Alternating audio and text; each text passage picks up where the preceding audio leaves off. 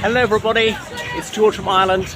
So here I am in sunny beach, Bulgaria, which is a resort on the Bulgarian Riviera. There's the Black Sea out there. It's not actually black. One of the many advantages of the Black Sea is it's relatively easy to float in it because the salt content is so high, because it only connects to other seas through the Bosphorus, which is only 800 meters across. Moreover, there are no sharks in the Black Sea.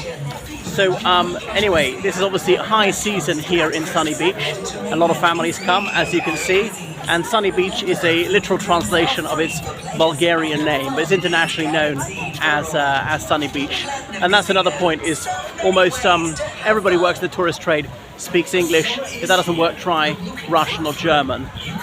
Anyway, you can hire jet skis here, you can do that paragliding thing, you can be pulled around on one of those banana things where they try and shake you off. You can sit in that big sort of floating armchair that's towed behind a speedboat or a jet ski, and so on. And there's a casino here. You can hear them advertising right now. So up and down the Corniche there are loads of hotels, the more expensive ones looking directly onto the sea. There's Nesabad that way to the south. The Romanian border is over a 2-hour drive north to that direction. So it's very, very safe. I don't see many police officers around though. And the tourists, well, where are they from? A lot of them are Russian, there's some Ukrainians, even Moldovans, they're Polish people, they're Irish people, they're British people, also me, and Lithuanians, Serbians, because of course Serbia doesn't have a coastline. Lots of Romanians because they're so close to Romania. I'd say about 1 in 10 people is Romanian. But yeah, so anyway, really recommended to come here in many ways. And there are fun fairs, all sorts of theme parks like that. There's a camel park, they say the only one of its kind in mainland Europe, the only one being Cyprus, so not mainland Europe, and donkey rides there, but that's really donkey rides and pony rides. That's aimed at really little kids. If you're 14 or so, it wouldn't be for you.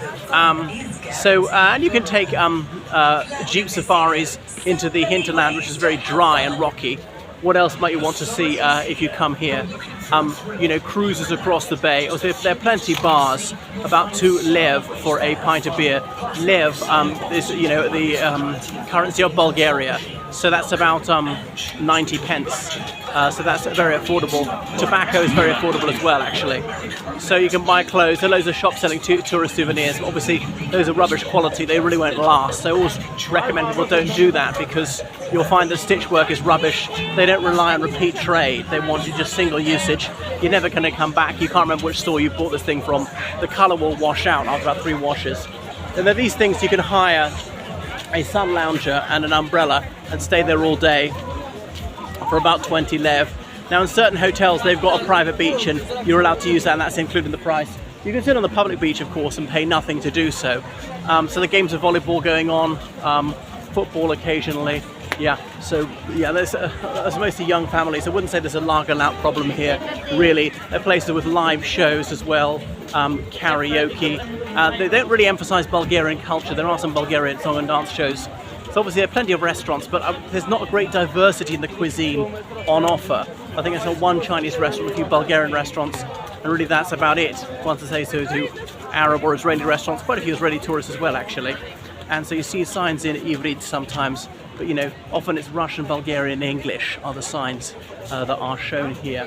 And hotels often have their outdoor pool. You can see one behind there. So there are kids clubs to entertain little children. Yeah, and then things go on late into the night here.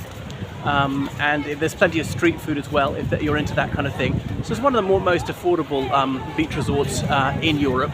And people often don't come very far afield. I mean, almost all the tourists are from Eastern Europe. There are very few Western Europeans who would come here. You see the sort of things on offer, and photographic studios taking your photos dressed up in 19th century clothes, if that's what you want. One of those special things whereby you dip your feet into these tanks with fish, and they'll nibble the dead skin off for you. This is a complete ghost town here in the winter. What else about Sunny Beach? Golden Sands is one of the other famous beach resorts, which is a bit north of here. Obviously you can go to Burgas itself. Burgas is the main airport for this area. It's about a 40-minute drive to the south, and from the United Kingdom you can fly there with Wizz Air from Luton Airport, and perhaps other places as well. Okay, So, oh yeah, Swedish flag. I've heard people speaking Swedish and speaking Dutch and things like that. So, yeah, quite affordable if you want to buy clothes, a few souvenirs and things like that. There's not terribly high-end stuff, which is on offer. There's that special thing where you get into this contraption on more or less a big rubber band and jump up and down. They get bounced up and down. So people can, you can exchange currency in loads of places, but obviously there are plenty of ATMs. You can hear I Will Survive. It's another little game things whereby you might try and win one of the presents. If I show you the currencies on offer, then you'll get some sort of idea of the nationalities coming here. You see US dollars, because this is the international currency. I have not heard of a single American coming here. Okay, so, and Turks actually, even Turks coming too. There are a lot of tattoo shops, or get a henna tattoo and things like that. So the town goes about 1 kilometer inland. You're getting the vibe anyway.